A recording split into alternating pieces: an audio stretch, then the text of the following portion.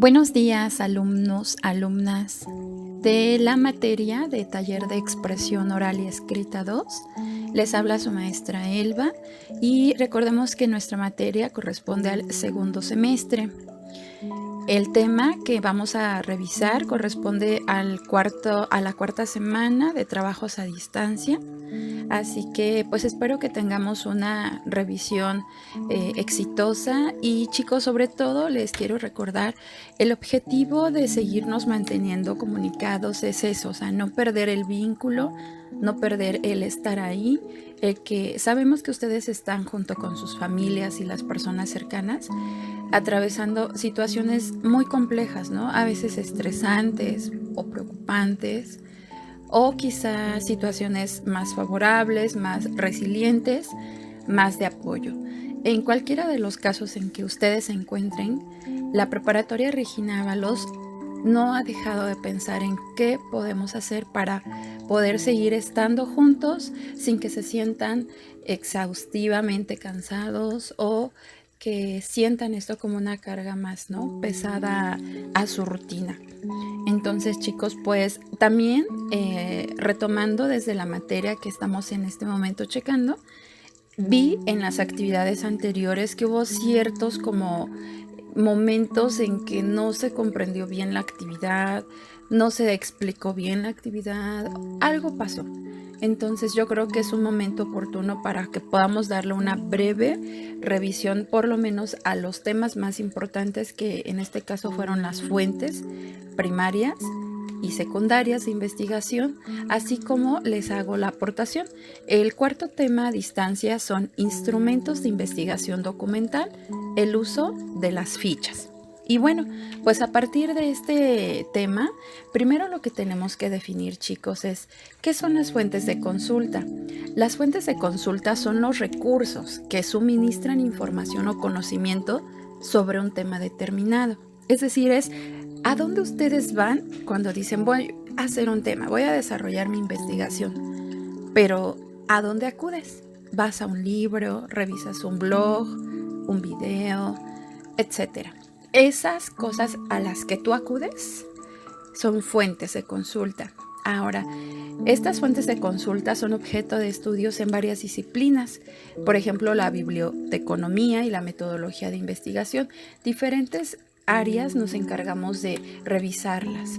Es importante, chicos, que tienen que tener claro que las fuentes de consulta determinan la confiabilidad de sus investigaciones.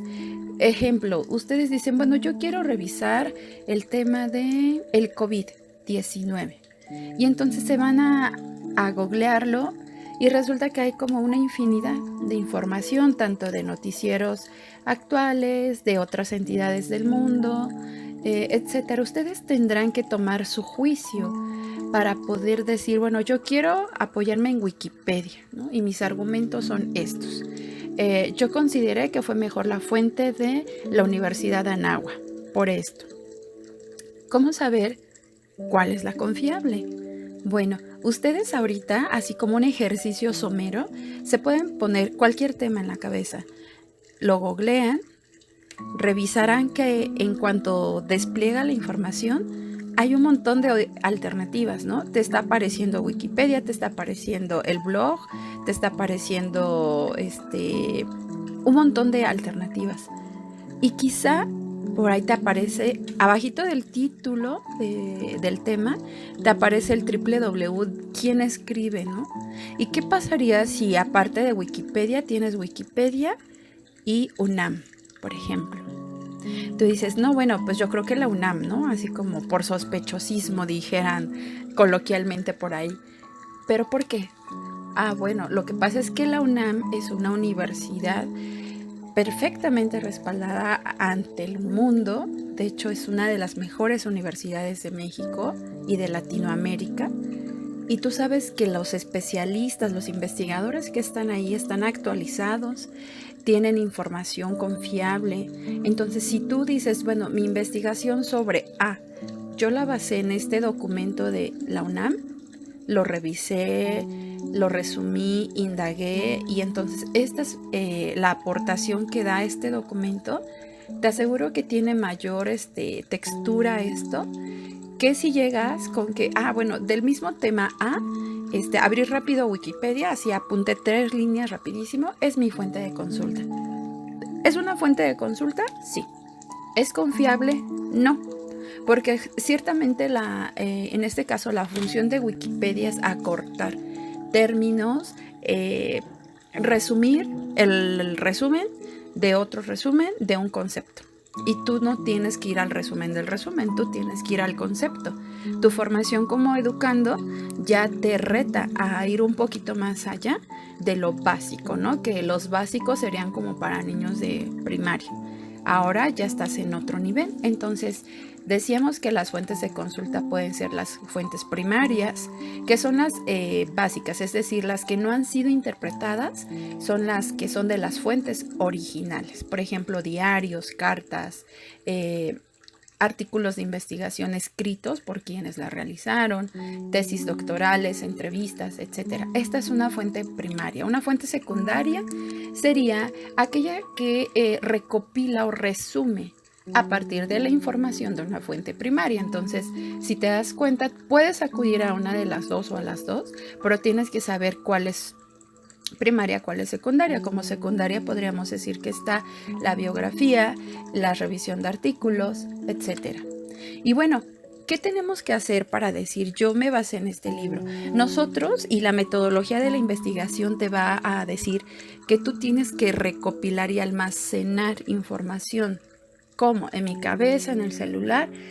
Hay algo que se llaman fichas. Las fichas de trabajo son una herramienta muy utilizada para la realización de trabajos, ya sean desde la preparatoria o documentales o tareas más concretas, porque te permite identificar conceptos, hacer resúmenes, traer citas textuales, etcétera, ¿no?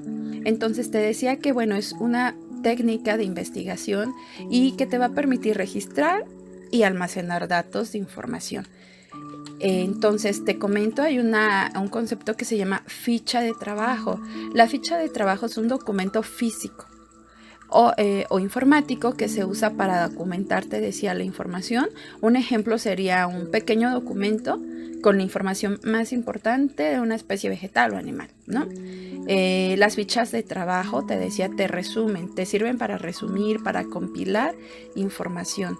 Pero la ficha de trabajo es así como un tema general y hay tipos de fichas de trabajo.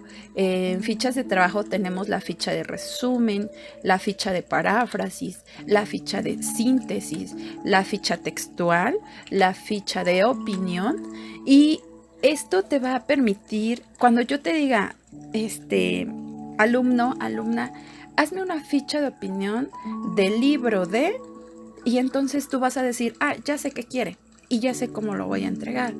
¿Cómo lo vas a saber? En las diapositivas que están pasando frente a ti, te doy una explicación de qué es cada una de estas fichas y te pongo un ejemplo de cómo se hace. Bien, entonces lo que te pido es que hagas una revisión muy precisa de las características y recuerda que, bueno, cuando ahora tú has fortalecido estas herramientas pedagógicas de cómo voy a hacer mis fichajes, bueno, pues entonces tienes mayor certeza de que cuando tu profesor o tu profesora te diga, mira, yo no entendí el concepto que me brindaste, tú digas, permítame, maestra, yo revisé estas fuentes de consulta, puedo presentarle, puedo deponer mi opinión, y entonces haces una aportación clara, una aportación positiva de tu trabajo, ¿no? Abierto siempre a la retroalimentación. Bien, pues entonces te dejo esa información en esta cápsula, video que estás revisando, y te comento que tú vas a hacer una actividad, la cual vas a entregarme, ya sabes a qué correo, está la carta descriptiva, ahí aparece cómo lo vas a hacer, qué vas a entregar. Tienes como fecha límite el viernes 1 de mayo hasta las 11:59.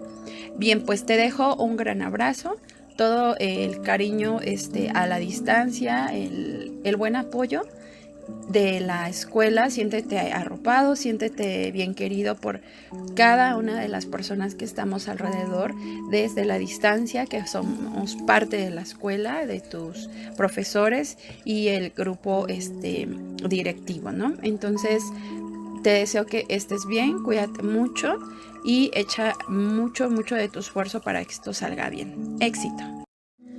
Buenos días, alumnos, alumnas de